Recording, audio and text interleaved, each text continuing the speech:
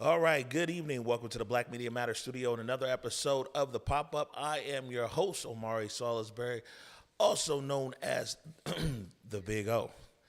We have a very special show on tap for you this week, a very special week as we partner with King County, the Office of Gun Violence Prevention, Reduction, and just getting rid of gun violence altogether to bring you a week here. Together we end gun violence. All this week, we're centering the conversation on how we can work together to end gun violence here in the city of Seattle, King County, and ideally across our state and beyond. So very important issues all week long, and we're going to be looking at different facets around gun violence and the impacts of it. And community members, government organizations, community groups can all come together and we can make a big difference. Before we get going, a big shout out to our director tonight, Mr. Eric Calligraphy, in the building.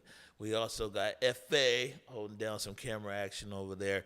And looks like we got an audience on the couch. They're all in their phones, though, so we'll see what happens. All that being said, we'll give somebody's on the laptop, though. Got to give a big shout-out to our sponsor here, King County Metro. King County Metro, I tell you, this is a very busy month around King County. We got Pride going on, of course, around the city, around the county, and the big deal, World Cup, lots of World Cup activities. Want to invite you, man. You don't hop on the bus, hop on the train. If you're doing it like that, hop on the water taxi. You feel me? Because that's popping as well. Lots of options from King County Metro to get around the region. Okay, all that being said, Mr. Director, can we please go wide so I can introduce my esteemed guest this evening? Right here close to me, this is Lonnisha Landry, founder of Just Us Loved Ones. Welcome to the Black Media Matter Studio. Thank you. I'm happy to be here. Yeah, we're happy to have you. And right over here, as we say right here, Mama Jenine Lewis, I would say welcome back, and you're the founder of Solace. Yes, thank you. Thank you very much. I'm glad to be here. Right. No, we're good to have you.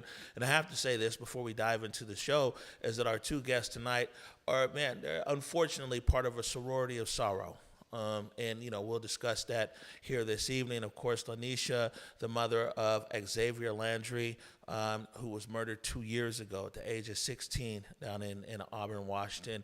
And Jenine, the mother of Elijah L. Lewis. And anybody who walks into this studio, we see Elijah's name right up there on the door frame. Incredible story behind that signing there, that day that he signed it.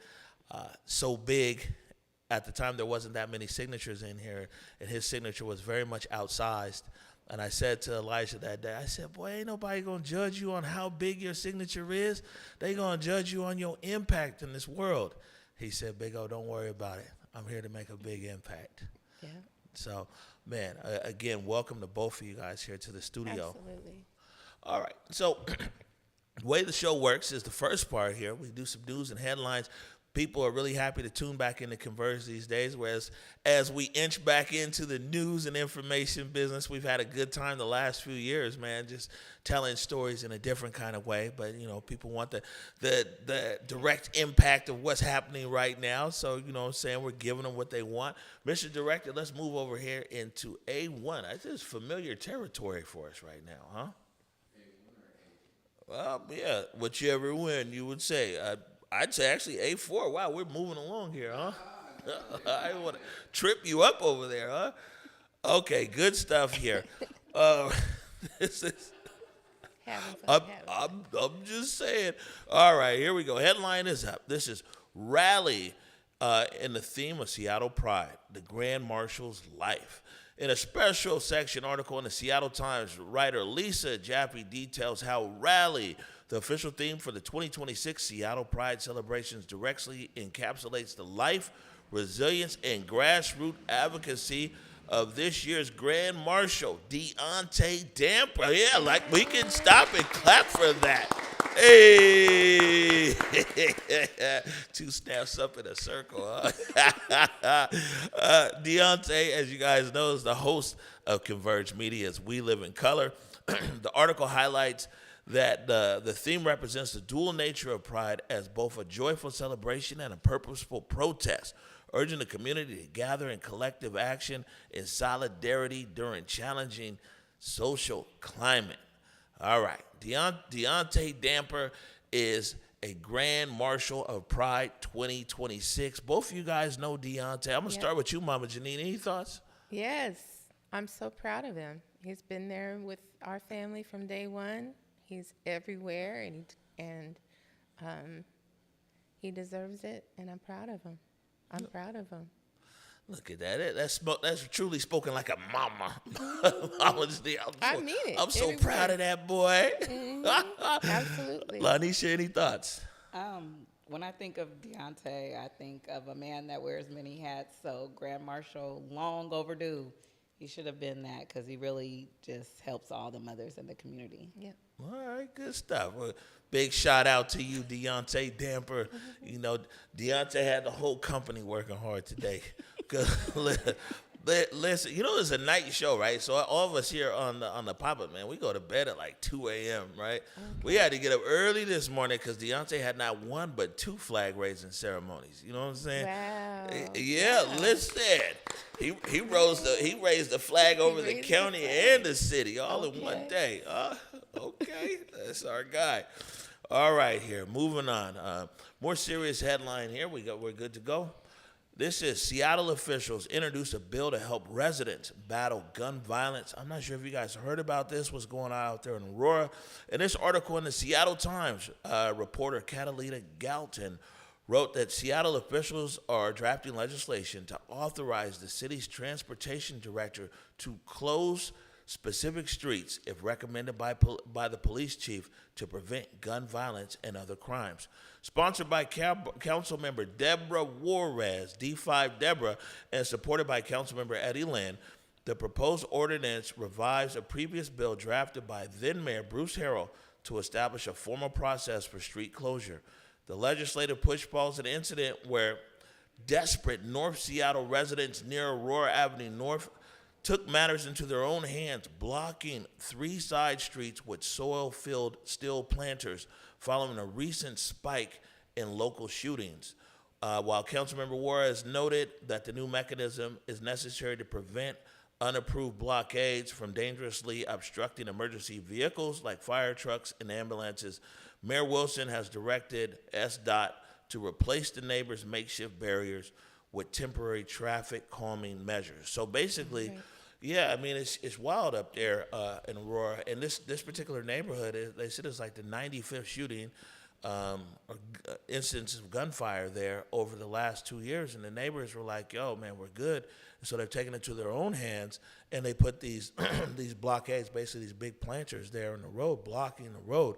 Of course, not all the neighbors agreed, but people in the neighborhood were like, man, we have to do something, and we have to take it into our own hands now to secure our neighborhood. Lonnisha, any thoughts on that? I definitely support the bill. When I first lost Xavier, I found myself creating a petition saying the parents need to be held accountable for the children that are running the streets with the modified weapons. And sometimes I feel that it's going to take the community to really save our babies and keep our community safe. It's bigger than the political aspect of things. It's gonna take us that truly love what we have and who we have in our lives to make the difference.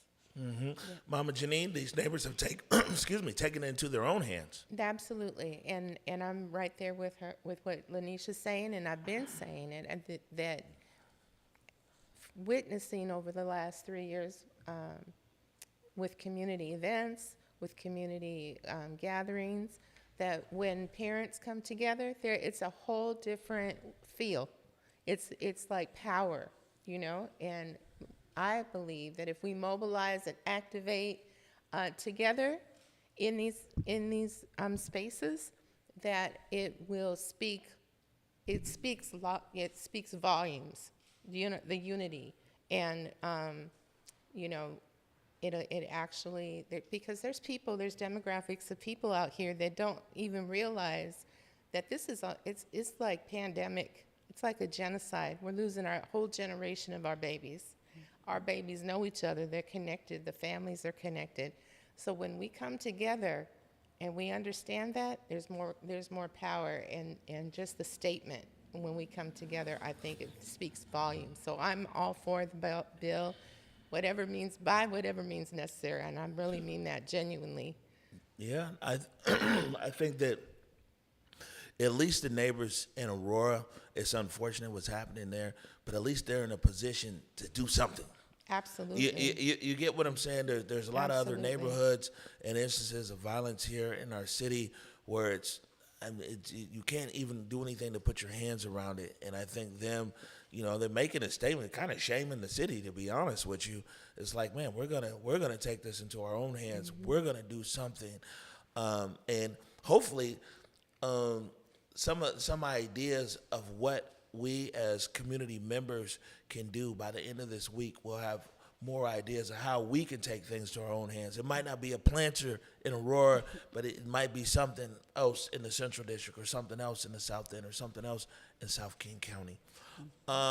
We're going to jump ahead here, Eric, to A7, please.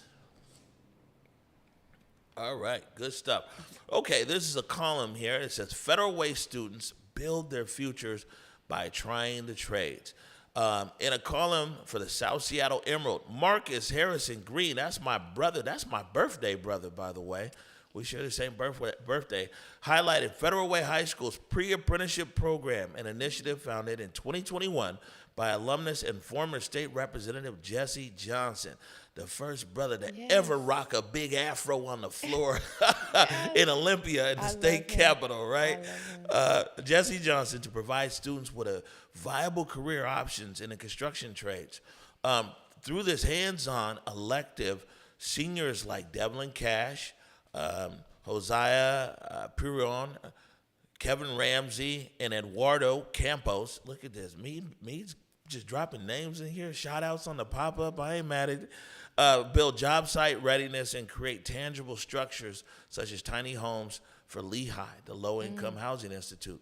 Green emphasized that as the tech sector faces widespread layoffs, and college degrees carry heavy debt, believe me, they do, blue-collar industries offer severe labor shortages, but massive financial stability, democratizing the industry historically reliant on family connections. And so I interviewed Jesse about this program, and I think it was really good. Like, something happened when I was in high school many moons ago, man, the trades was cool.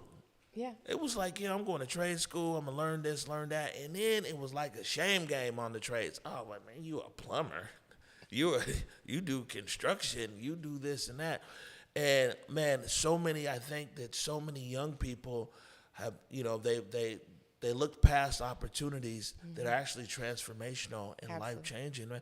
We'll start right here, Lonnisha. What do you think of Jesse Johnson's program down there at Federal Way High School? I think that's great because as a mom, of course, you want your child to be the doctor or the nurse, but we do need to open other doorways because everything is not for everyone. And so if they have something that they can kind of lean towards that's better for them, that will keep them out the streets. So I think that's a great apprenticeship. Mm-hmm. I come from that era too, Occupational Skills Center. That's where we had OSC. Were people who couldn't sit still, everybody had their brain. We're all wired differently. And so, I had my babies, they were all, Elijah, he was everywhere. You couldn't keep him in a seat. Mario, same way. They just learn differently. So to have options, to have a space where they can learn different, explore different careers and what goes behind it, entrepreneurship. I'm sure they're incorporating all kinds of other theories and thought behind that it's good for. It's beautiful. It's magical because it's been taken out of the schools. They no longer have wood shop. They no longer have arts and music and all that. We used to have auto shop at Garfield. I'm telling you. We had cooking. Everything, home ec, all that. But it's life skills, and it allows them to explore with their imagination. And they may get into these programs and don't like it. That's okay. They have the what you don't like. experience. Exactly. They can make a choice and feel empowered. I'm telling you, it's. Well, we've been shooting a documentary, Rainier Beach, Build the Beach for us, by us, and interviewing for, I guess, 4 years now, before the groundbreaking and everything else. And we met two students who were there. The students at at Rainier Beach, please forgive me, they started an internship program, an apprenticeship program. Okay. First it was an internship, then apprenticeship. And talking to them like 4 years ago, they're both like, hey, you know what, man, I'm trying to get out of my mama's house. You know what I'm saying? Maybe get a car or do this and that, everything else. And so they did the internship and then the apprenticeship there at Lighted Construction. Actually worked on the construction at Rainier Beach High School. And last year, we talked to them when they did a ribbon cutting in the gym. Man, both of them own homes now. Okay. Big truck drivers. They got their big truck. One of them is married now with a baby on the way. And they went from just young people who didn't really feel like they had a lot of options 4 years ago to now they're making big money. They're on their way to journey out, as they call it in the construction industry, making well over $100,000 a year and everything else. They're still in like their early mid-20s. So it's opportunities out there. Beautiful. Yeah. That's what time it is. Yeah. Listen, man, I think that our young people need to be exposed to as many different. They have to be able to give themselves a chance. Give yourself a chance. See what else is out there. See what other opportunities are out there that can take you far and beyond what you might know right now, or in this neighborhood or this block, or these days beyond your clique. You know what I'm saying? Give yourself a chance at exploring I'm telling you, it's a whole world out there to see. So, Yep. big shout out to Jesse Johnson, you know what I'm saying, who's keeping it a buck. He went to Federal Way, he went to Olympia, you know what I'm saying, passed a lot of legislation, came back to his home high school, and he's making a difference. And speaking of high school here and making a difference, sad story that's turned into, a way of literally turning pain into purpose. Our last headline here, Eric. This is from the Seattle media. I mean, you see Seattle media, all this black media, we stick together. You see here South Seattle Emerald, the Seattle Medium, you feel me? Black media matters in all aspects and avenues, and everybody is contributing to the conversation. Let's see, it says Garfield High School students' family initiates gun violence awareness events. In an article and podcast interview for the Seattle Medium, Chris B. Bennett, that's the boss over there at the Medium, highlights how the family of Garfield High School student Amar Ashawn Murphy Payne is transforming their profound grief into community action nearly 2 years after his tragic shooting death.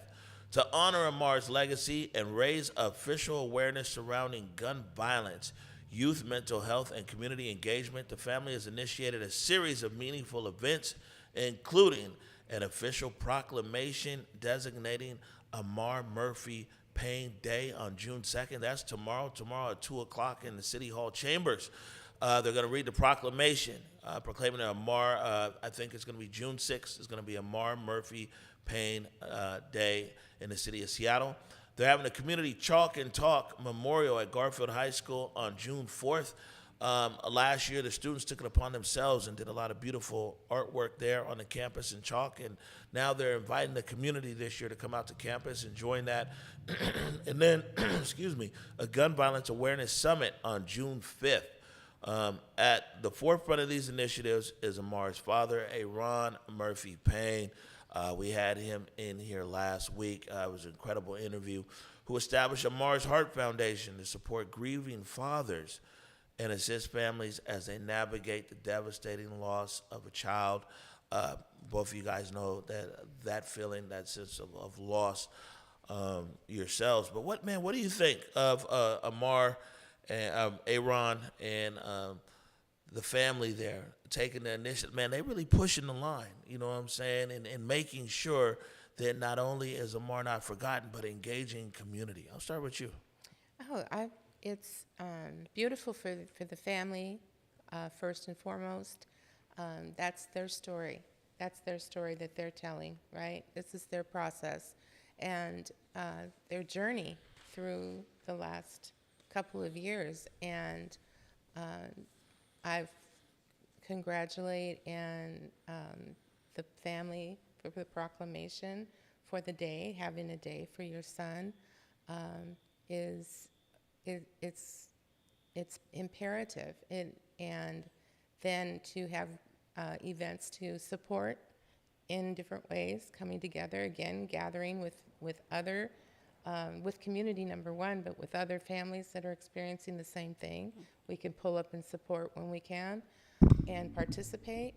It reassures them that they're not by themselves. And then we can hold space for them, and we can hold them and support them during their time, because it's not easy to get up and you have all these things that you plan throughout the week and then show up, right? So it's a lot. It's a lot emotionally. It's a lot of perseverance, and it's resilience, but it's necessary. Again, it's necessary and affirming for that family to experiencing these events for themselves and honor and keep their son alive, their name alive, and continuing the name, right? Carrying the light, or however the mantra that they carry for their son, his legacy. It's imperative. There's nothing like it. There's no words that you can put to it. And they speak that for themselves, you know what I mean, as they go through it. And there's different layers, and each, it's like a muscle.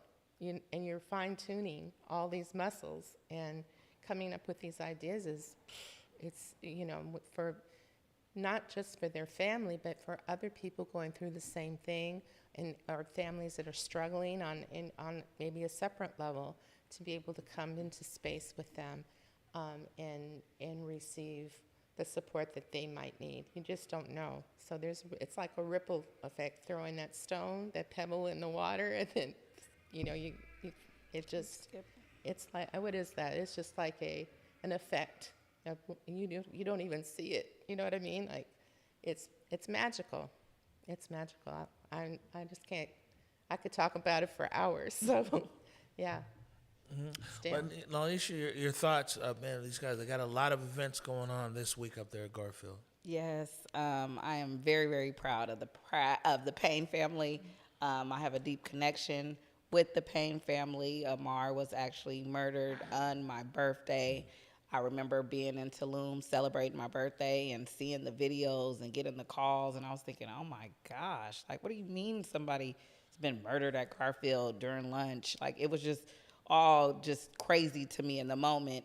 And then as time progressed, a month and 6 days later, then my son was dead. And I was like, oh my gosh. And then I'm talking to Lakeisha, and she's like, I have a picture of Amar and Xavier and their dads, and David's doing an interview. And I'm like, wow, like, it's crazy, the whole little circle of life and the connections. Everything is really, really crazy to me. But I'm proud of them. I'm happy that I'm able to partner with them at the Chalk and Talk. I talk to this family. I support them in everything they do. They support Just Us loved ones and everything that we do. I remember throwing my first event for my nonprofit, Just Us loved ones, and I was so worried about who will come and who won't come. And the Payne family and the Amar's Heart Foundation, they came, and they were the thickest. My own family, some people didn't come, but they came, and I was just like, oh my gosh, we're locked. So we've been locked, and I'm just proud of them. I love them. That's a family I can call, cry, pray, laugh, anything needed in the moment. I can call and receive it, and I'm very thankful for them.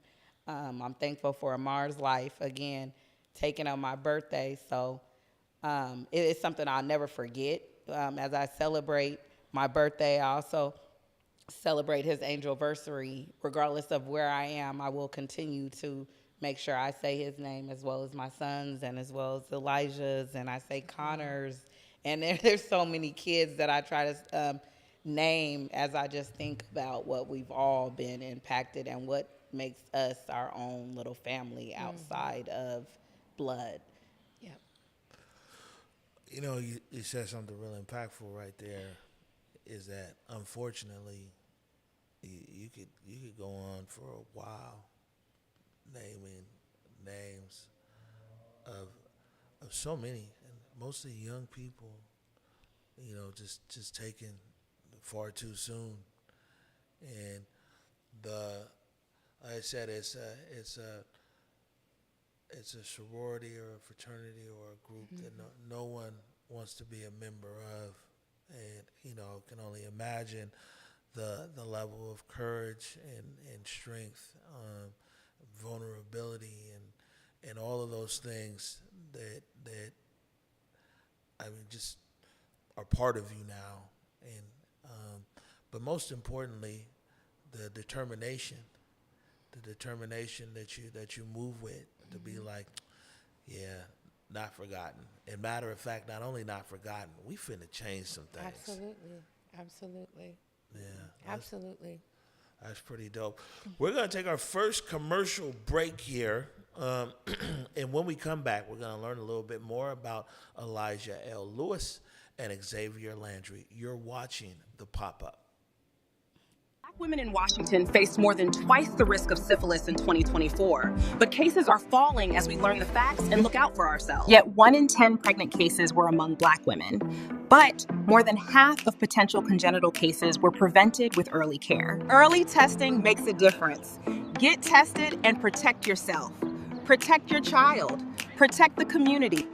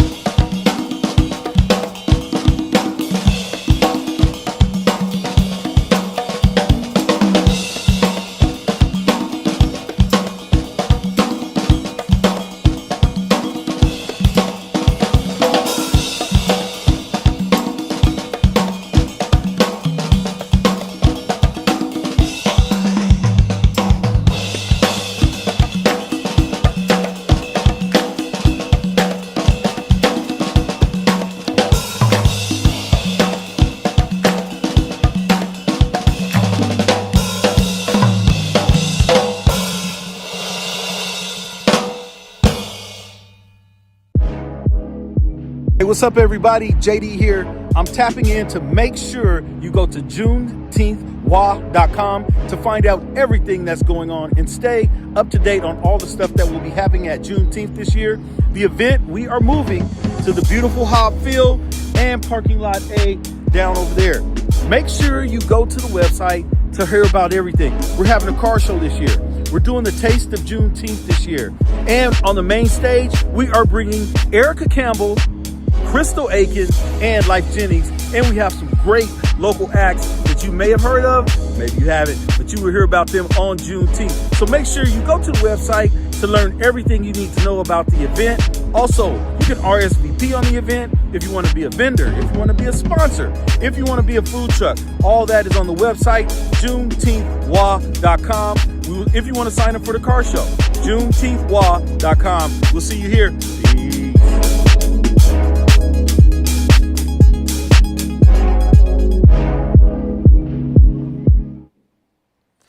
All right, right, welcome back to the Pop-Up, coming to you live from the Black Media Matter Studios in downtown Seattle. I am your host, the Big O, and this week is Together We End Gun Violence Week in partnership with King County.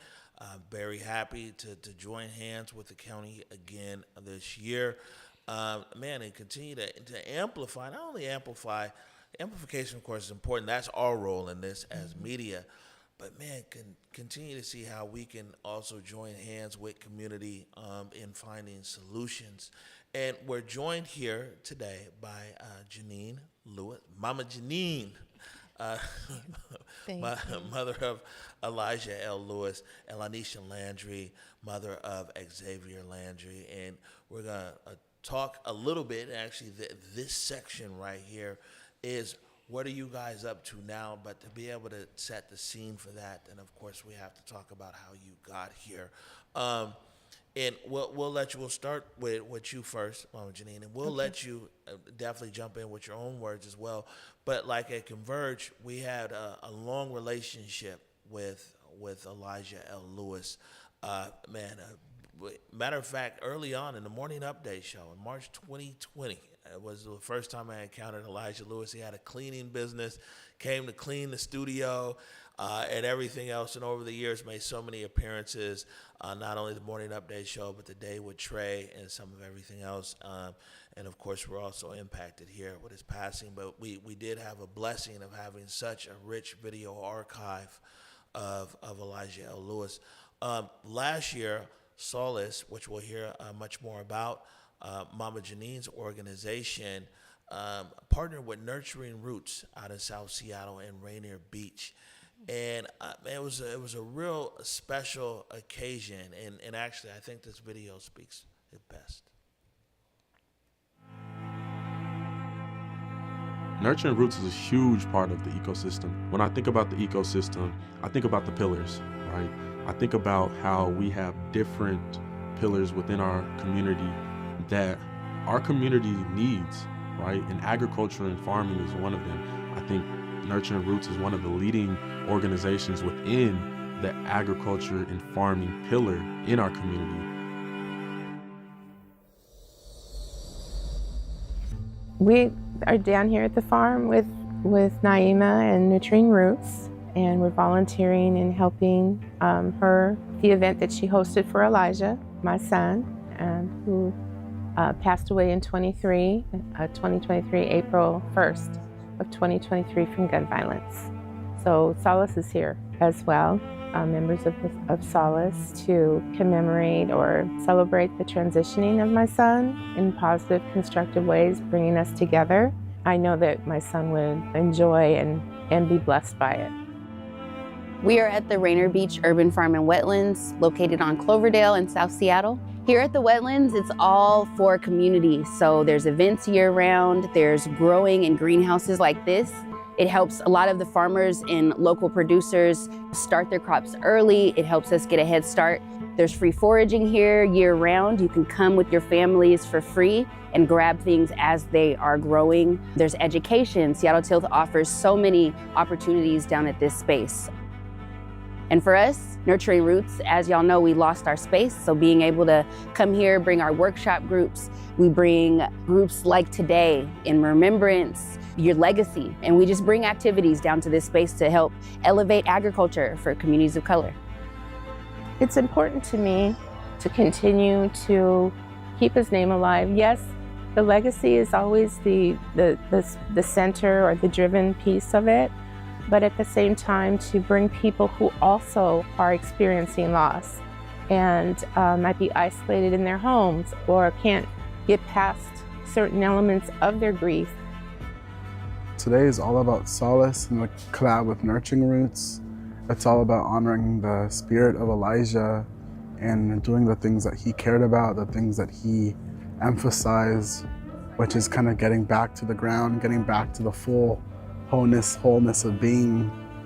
Just all about connecting to earth. It's all about being patient. It's about being firm with plants. It's about cultivation in a way that doesn't feel hurried and fastened. It feels slow, and I need so much slow.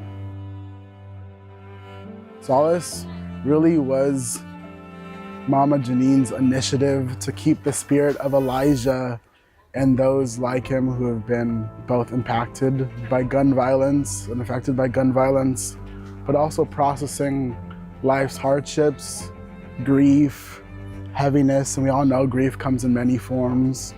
So it's just honestly, more than anything, it's a safe place for folks to come and feel that they can bring their emotions and not just leave it at the door, but come with it fully and just be their full selves.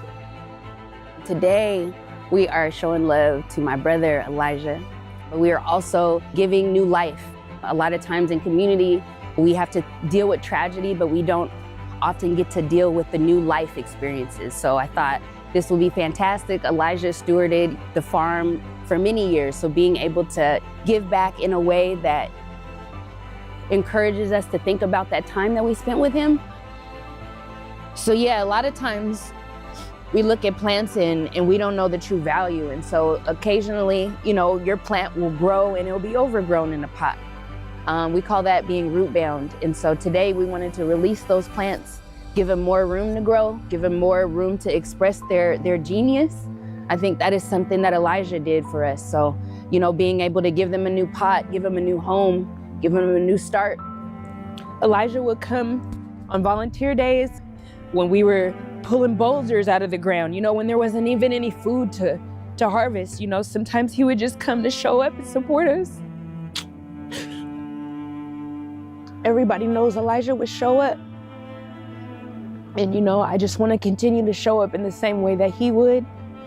Sometimes I want to give up doing work, but I don't, because I think about folks that can't be here. And so, yeah, I think being able to do something like this, it just strengthens me, it strengthens our community, and it's something that I know he would want me to do. And so, yeah, I think it makes me feel good. It gives me energy, gives me strength. I feel like he's here, the rain stopped.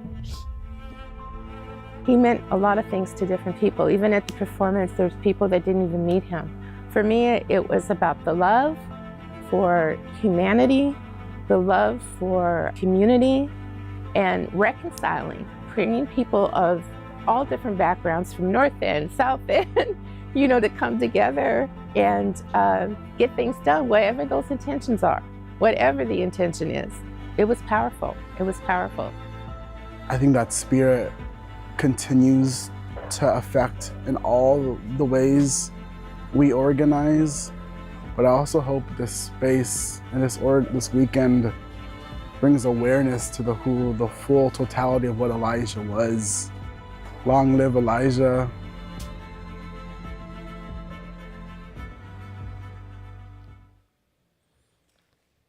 Long live Elijah.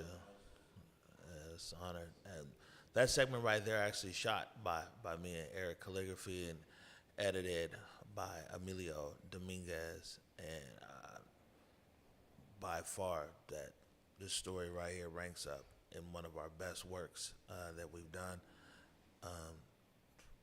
Just on the TV side, it was very simple, but so much more. Anyways, It's okay.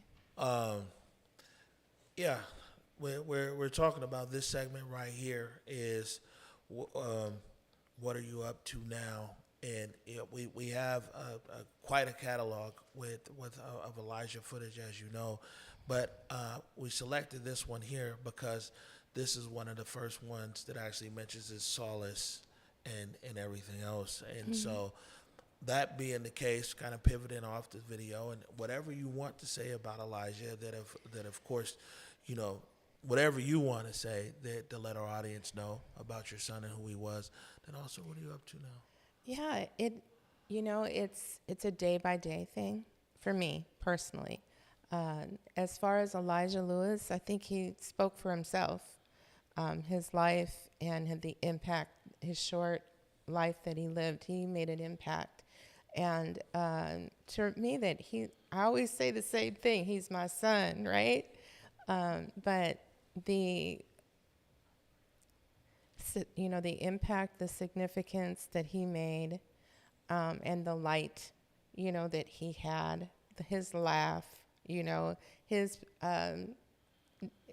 was driven, he was intentional, and he was my baby boy, You know what I'm saying? My youngest.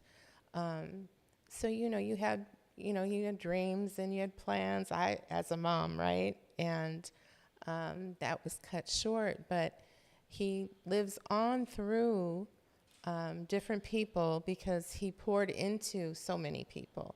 So their stories, and it's like it's taken on a whole life of itself, right? And so the journey for me has been, there have been days, but mostly just it's carried me through, if you understand what I'm saying.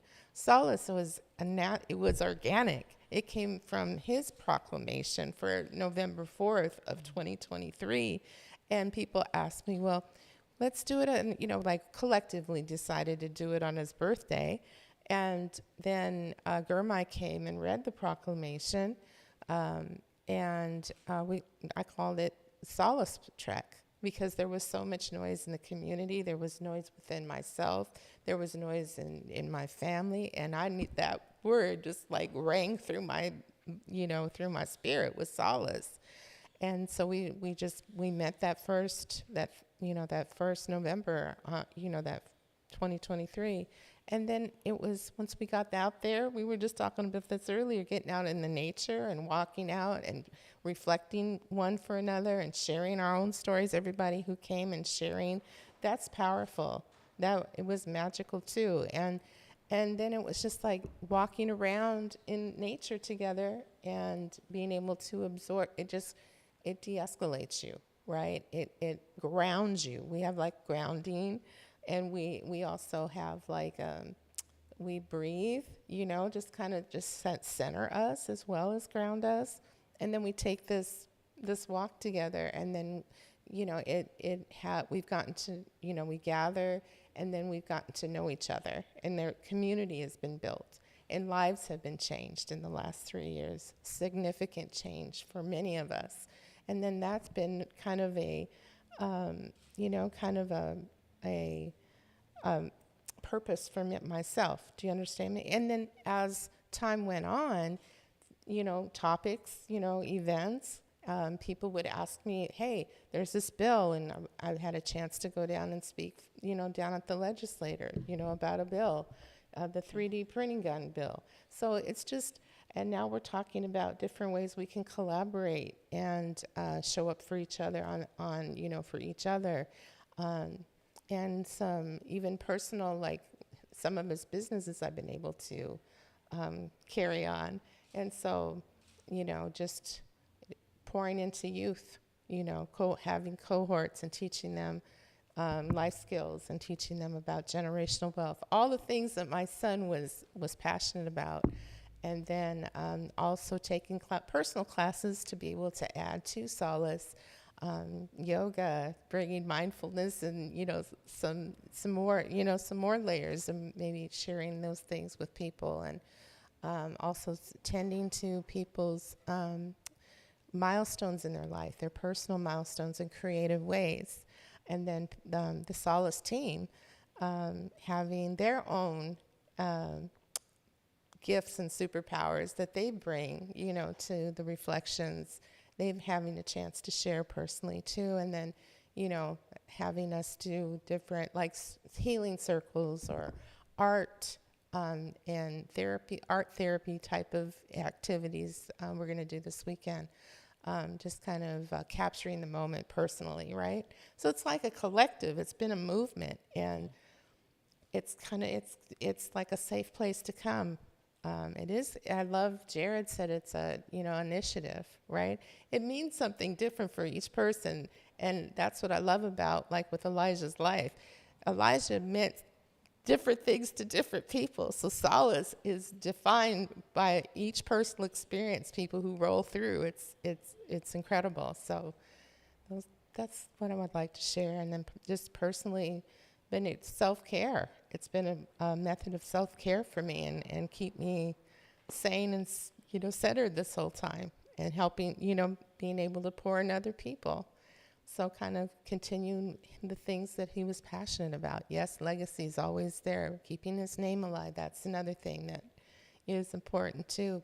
But it's so much more. It's gotten deeper, deeper and wider, if that makes sense. Yeah, no, I know that when I think of Solace, I think of like a hug, like a embrace. Exactly. Yeah, I don't know if I could define it personally, but if someone was to ask me, it's like, you think of Solace, I was like, it's like a hug on a day where you really need one. Oh my You know what I'm goodness. saying? No, I love that because I was thinking of a blanket. When somebody's going through, you just want to be, sometimes you're going through and you're like, are you okay? And you offer them a blanket.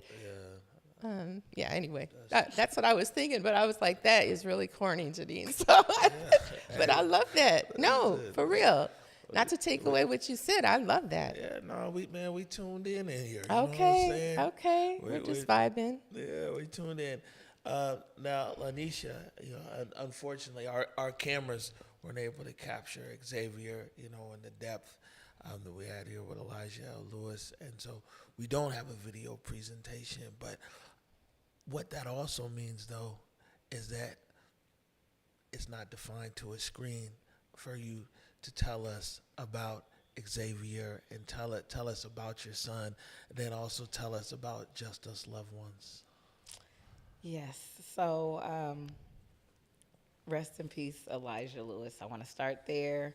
When I looked at the video of the wetlands, it was so interesting that you guys selected that video because months before my son passed, my son did an interview with a lady named Lika, and it was a program where it was going to teach the kids how to cook, and they met at the wetlands right there. Get out. And I was so excited for him because I was like, okay, I'm not doing the paperwork. Like, I'm not doing this for you. This is what you're doing for yourself. And he nailed it. He interviewed with 2 different people, and he actually got it. And at the end, they were supposed to receive $1,500 at the end of things. And they got to do a lot of different things. So, yes, they met at the wetlands, but they were going to learn how to cook. They also went, I think it was like paddle boating or kayaking. They did something where my son found a piece of wood, and he was one of those live spirits. So he was making everyone laugh, doing things he wasn't supposed to do.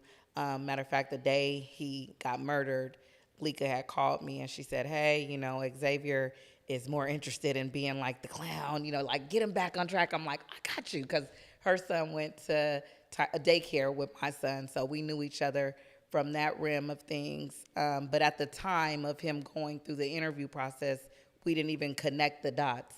And so he really nailed it, got it all by himself, went out this day where they were at the water, found this piece of driftwood, and they ended up getting his face airbrushed on this driftwood. And just last week, I finally put a floating shelf in my house because I purchased a home in September of last year. And I just finally put the shelf up, and I have that big old piece of driftwood right there.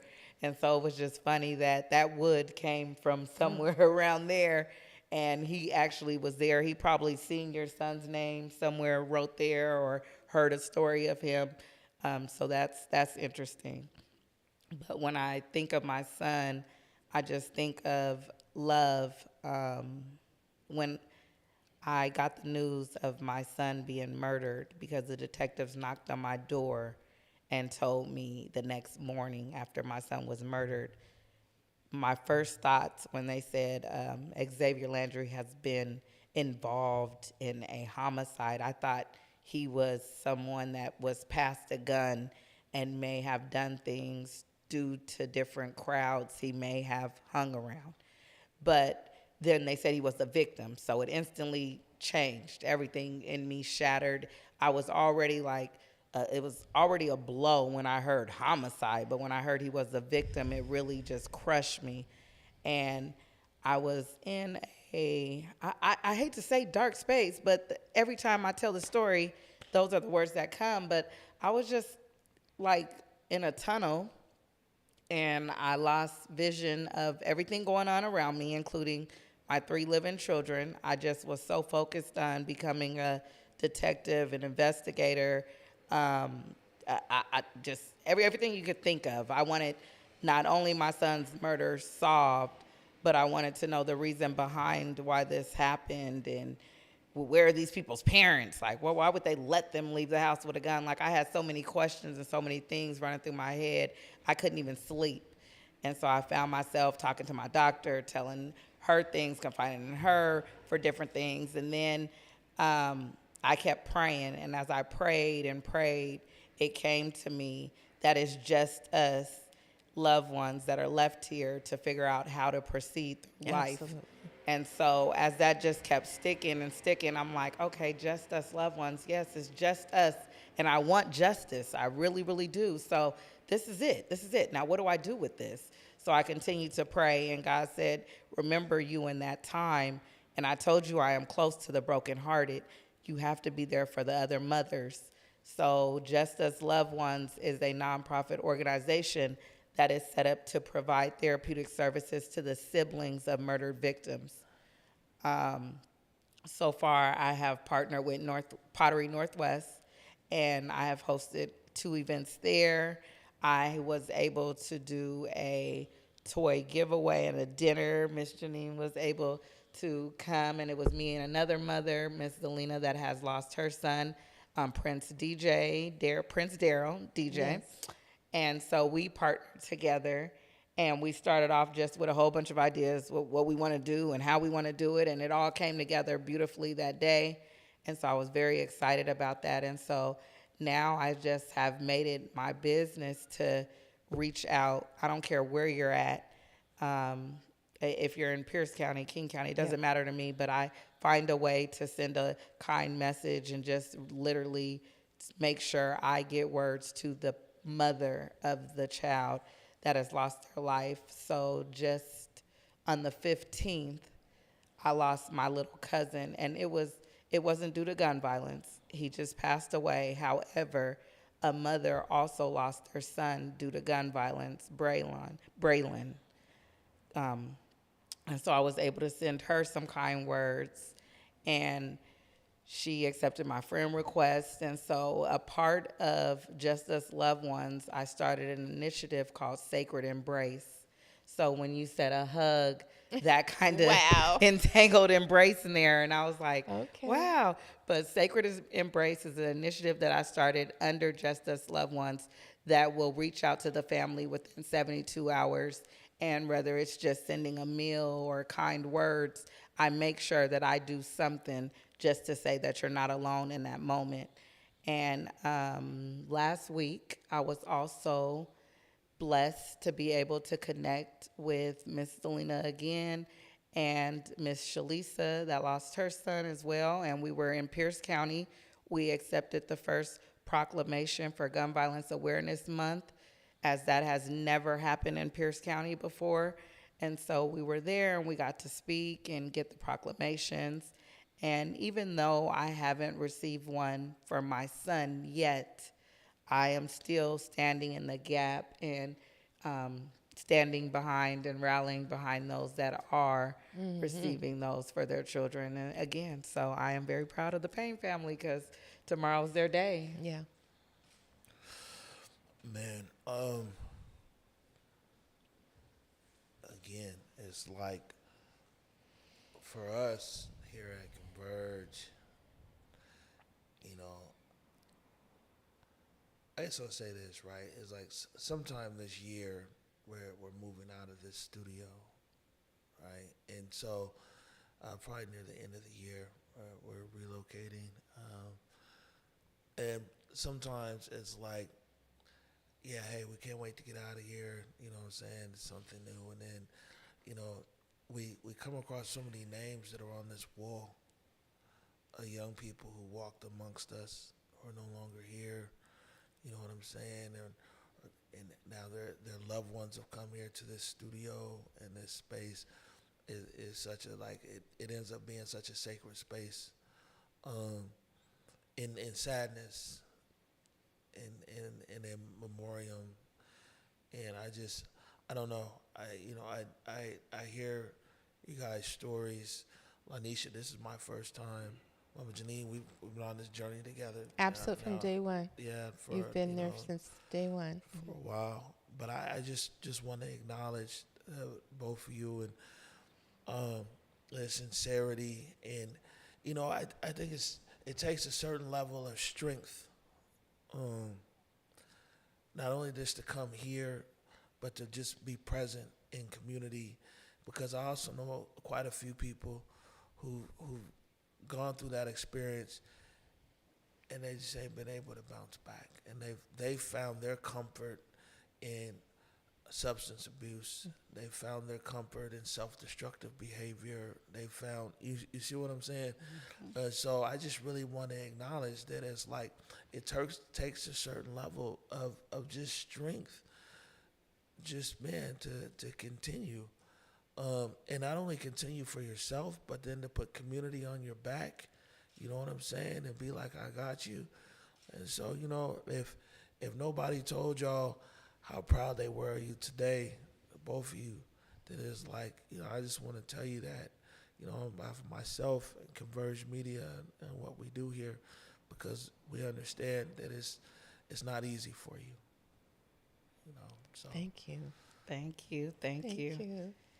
Yeah, and it you when you're seeing graduations and you're seeing proms and you're seeing solved murders, because I'm still a family waiting on my son's murder to be solved.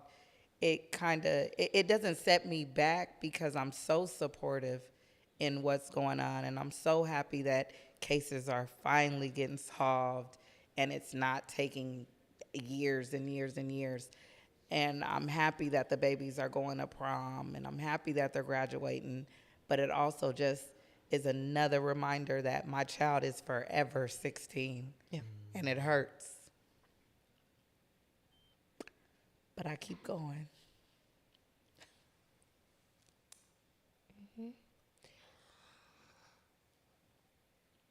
We're going to take a break. When we come back, our conversation continues here on Together We End Gun Violence Week on the Pop-Up. Solutions for Seattle, June 17th, T-Mobile Park. Y'all know what it is. Log on to the website, www.solutionsforseattle.com, and be a part of youth empowerment. Let's empower the youth.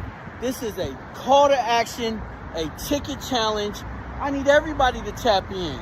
Y'all know what it is. Solutions for Seattle.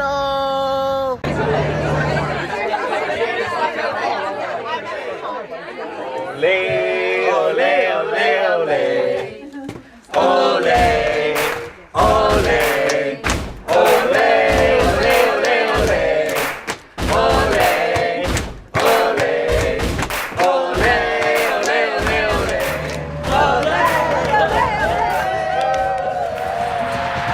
This summer, Metro connects the world.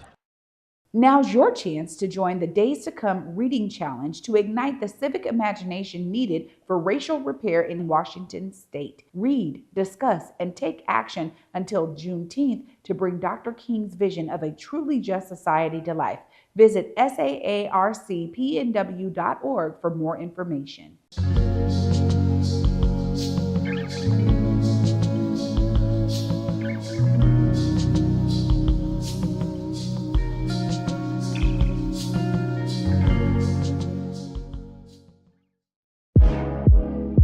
Hey, what's up, everybody? JD here. I'm tapping in to make sure you go to JuneteenthWA.com to find out everything that's going on and stay up to date on all the stuff that will be happening at Juneteenth this year. The event, we are moving to the beautiful Hobb Field and parking lot A down over there. Make sure you go to the website to hear about everything. We're having a car show this year. We're doing the Taste of Juneteenth this year.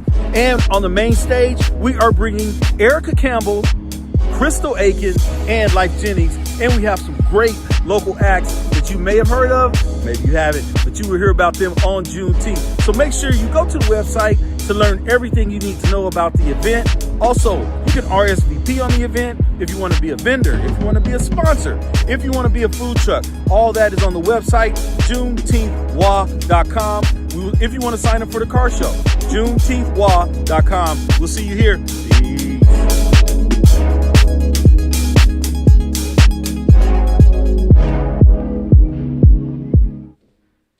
All right, welcome back to the Pop-Up, coming to you live from the Black Media Matters studio in downtown Seattle. I'm your host, the Big O.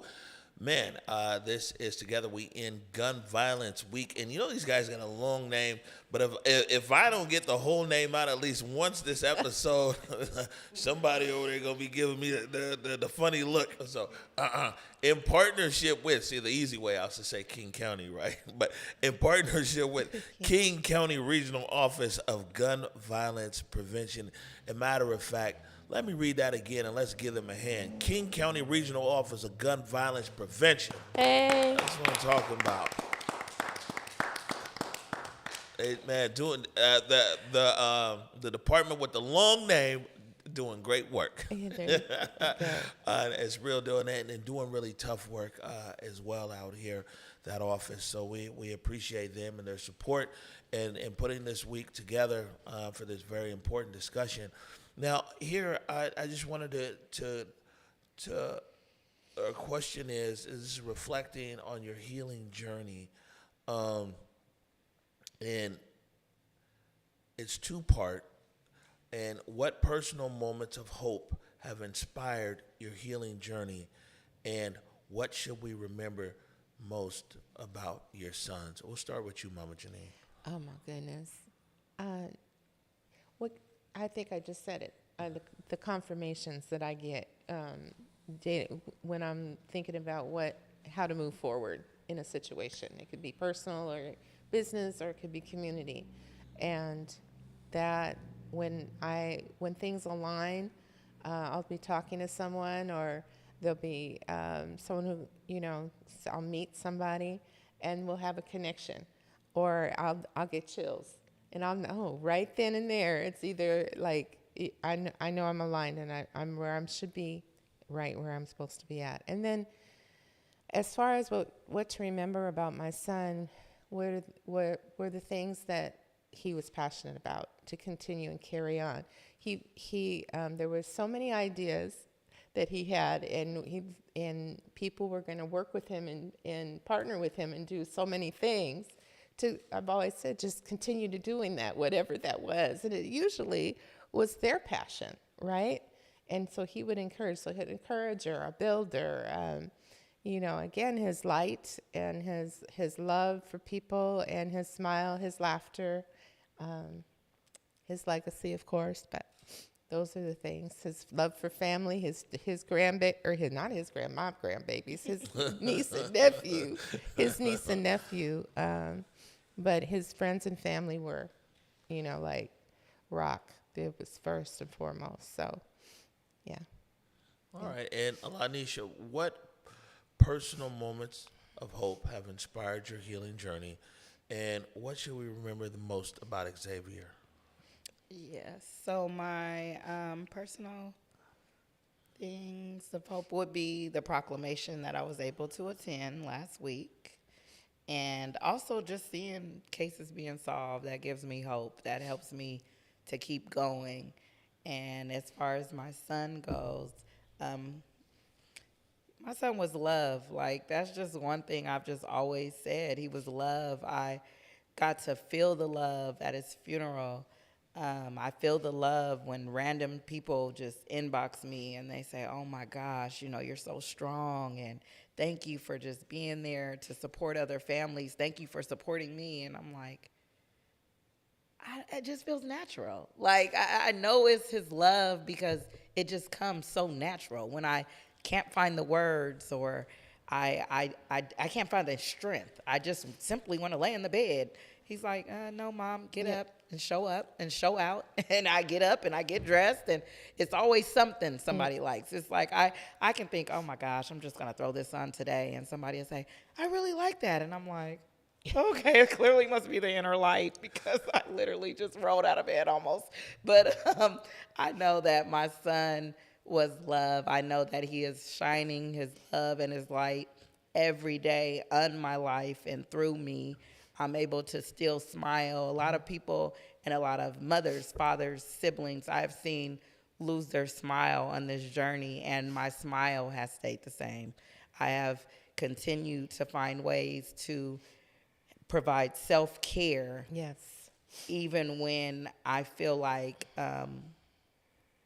I kind of feel guilty at times. I'm like, no, this is needed. I'm going to turn off my phone from 9 to 7 and have it on Do Not Disturb because this is what I can do. Even though I want to accept every call and I say, call me anytime. Really, really call me anytime if you need me. But I do have my phone on Do Not Disturb between the hours of 9 p.m. and 7 a.m. because in order for me to provide the love that my son was, I have to have the rest. And so I find myself kind of pushing away the guilt of wanting to pamper self and wanting to live because my son has died. Like, yes, a piece of me have died, but I'm not dead, and I'm going to continue to live. I'm going to continue to love, and I'm going to continue to shed my light. Fantastic. So this is Together We End Gun Violence Week. So yes. I'll throw this out here for both of you guys, and we'll start right here with you, Lonnisha. What does Together We End Gun Violence mean to you? To me, it means accountability. Accountability on not only our children, but on us as parents. So when we say come together, don't wait to come together when you're sitting in our shoes or when you're wearing our shoes. Like, right. Come together when you have the troubled youth. Say, hey, come talk to my child because he's trying to end up like yours. Like, tap us in then. Don't wait until you're here and we're reaching out to embrace you. Accountability is everything. And if you know your child is one carrying a gun, gunning down and hunting other people's kids, it's bigger than you. And it's not embarrassing because it's nothing that you've done wrong. It's so many different things in the world that are leading our babies to these negative things that it's going to take us. It's going to take us as the adults to say, stop, put that down, come on over here. Whether it's let me give you a hug, let me pray for you, whatever it may be, it's taking us as the parents and as the adults to remain parents and adults, not only to our children, but to other children so we can keep our babies alive. So to me, it's accountability. Right. Mama Jenine, what does Together We End Gun Violence mean to you? God, exactly that. And as I've said, I think the accountability is huge, but trust, I think, is huge. Community, once and for all. I mean, start saying what you say it again. Say it again. Together. Together. We end gun violence. Together. We end gun violence. We consciously choose that at the forefront of our mind, that we are in this generation, tomorrow, in 6 months, like we come to that senses together, no matter what it is. All the things that we do now as a community, education, whatever that means, and say that's it, and not, I'm talking about outside our demographics as well, spreading that word and saying we are ending it, and meeting those whatever gods in the whoever making bigger decisions wherever we need to go to end it today, and by whatever means we need to do that. I don't have all the answers, but that's like my mantra. We're ending it. It's not going to be 50 years from now. It's today. We're ending it today. So. Amen. As we wind down here, I see that Solace has an upcoming event on June 6th. Tell us about that. This Saturday, every first Saturday we meet at 10:30 down at Seward Park. And this is called the Solace Weave, because we're coming and we're weaving all of our love, all of our, everything that we bring when we come together. Deontay is going to be moderating. Aluthra's coming down, and you said you're going to be there too? I was going to say Ari, but I didn't know if you go by that. But anyway, and then some of the moms and the parents, and Aaron's mom's coming down. I've not met her. She's wanting to talk and share her stories. So there'll be some parents to share their stories. We'll have our reflection. We'll have our little grounding and breathing to center us. Walk around, and then hopefully it'll be nice and warm and or dry at least. So we can put some blankets down and have a picnic, outdoor picnic. So bring, snacks and finger foods this time. We're going to start it off that way to gather. Because that's huge, to gather and just chill out, have some music. Deontay's going to sing some songs. And Look, you had me until then. No, seriously. And there are people who aren't able to walk, right, and go that distance. Come after. So we start at 10:30. We'll probably be done around noonish. And, you can come and just lay down a blanket. And then Majali Chesapeake is going to bring some arts and craft kind of thing for the kids. And again, teach us some skills, some art skills, and kind of chill and vibe. Good stuff. And how can people get up with Solace, or is it online a little more? We really, that's something we need help with. I'll be honest. You talk about just saying where we're at. That's exactly what I need help with. I have, we're on Facebook, and you can, I'm like, it's J. Lewis, Well, Mama. people is savvy out there though. Yeah, So hold on, but I hear two things here. In our highly technical city, and all these people who say that they want to help, which they do. They do. I think that we just need to use our resources, connect the dots with some well-intending people that can give I you would love that. any technical support. I would love to give all the social media, we don't have all But that yet. in this We're moment getting here, We're people getting can go to Facebook. Yeah, and go to find the Facebook. Solace group, right?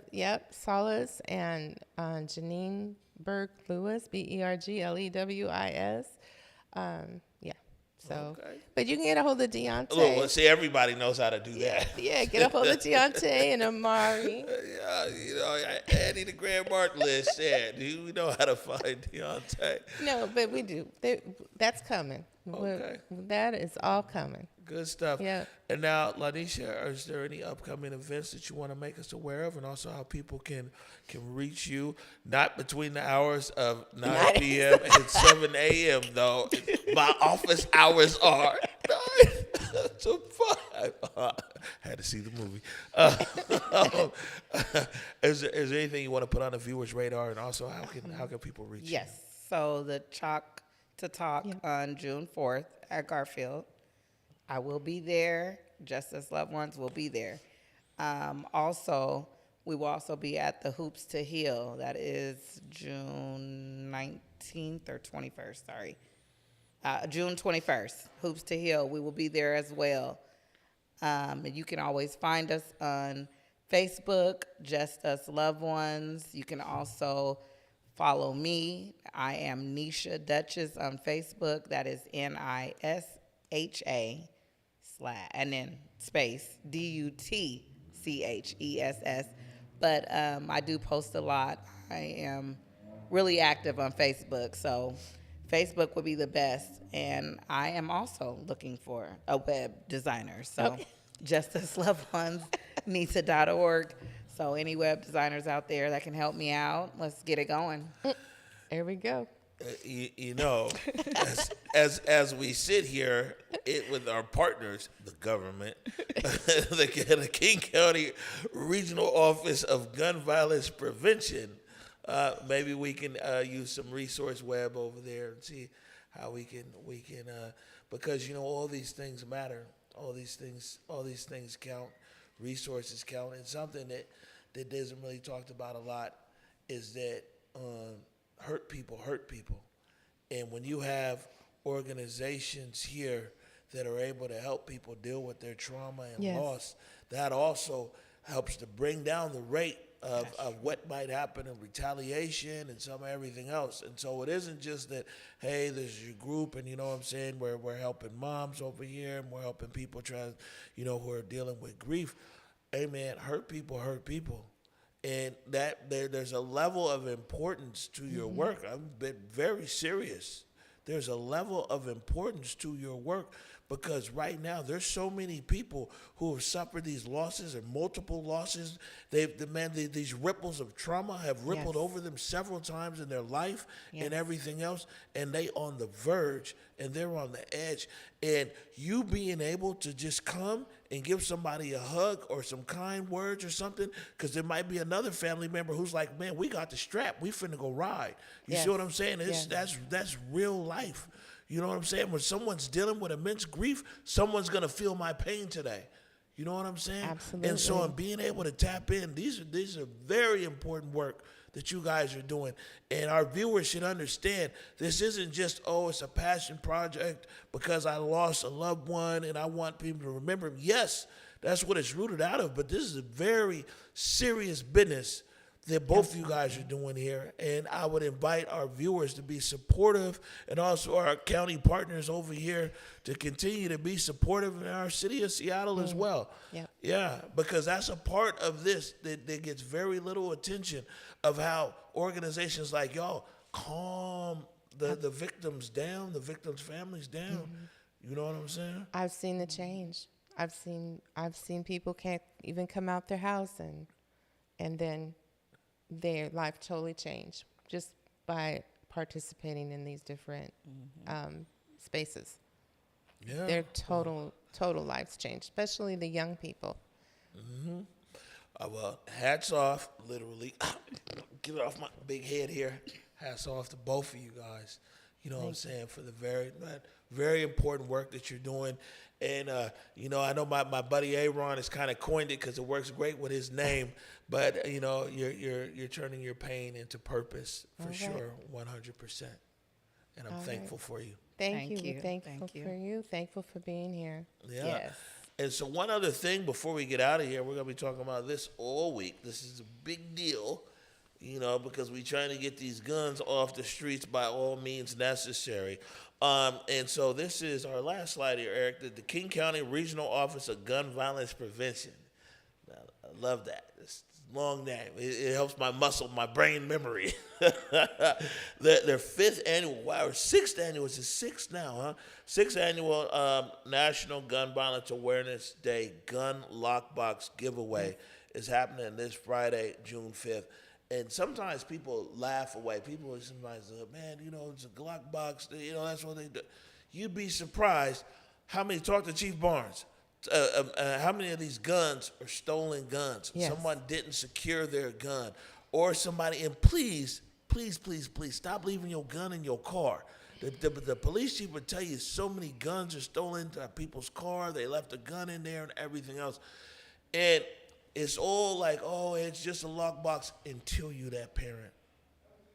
Until, you know what I'm saying? And that's when you talk about like homicides. There's also so many times that a firearm is used accidentally in the home because it wasn't secured and everything else. A lockbox is a very serious issue. And so that's going to be June 5th. On that day, the Regional Office of Gun Violence Prevention and the Alliance for Gun Responsibility and community and municipal partners across King County will host free lockbox giveaways at 7 locations. And then for more information, you can visit kingcounty.gov/RGV/events. All right, we went over time today, but it was well worth it. You know what I'm saying? This is a show that's only supposed to be about 54 minutes. And we've done an hour and 19 minutes. But a big part of that is because in this Black Media Matters studio and these very important things that both of you had to say, there's no way we were going to rush you here. Okay. We want to give you the space and grace All right. to be able to All right. say what's on your heart. Thank you.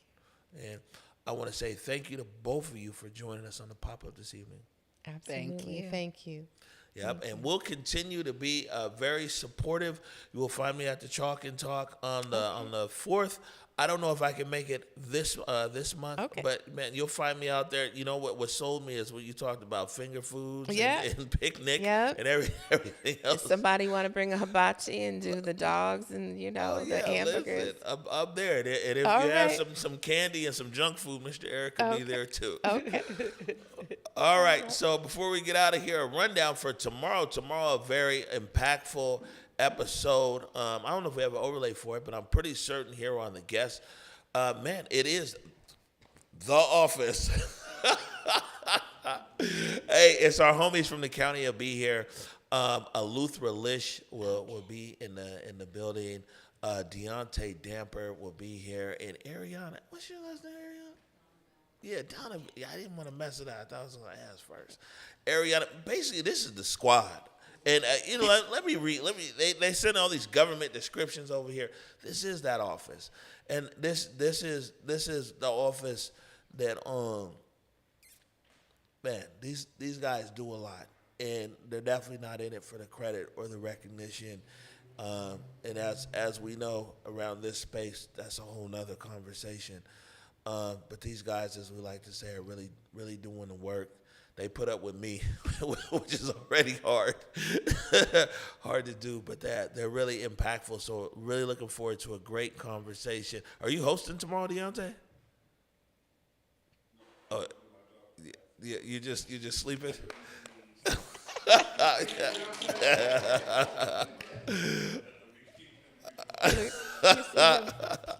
All right, well, look, we're going to get out of here. Again, thank you to our guest, Lonnisha Landry and Mama Jenine Lewis. And until tomorrow at 9 p.m., peace. Peace.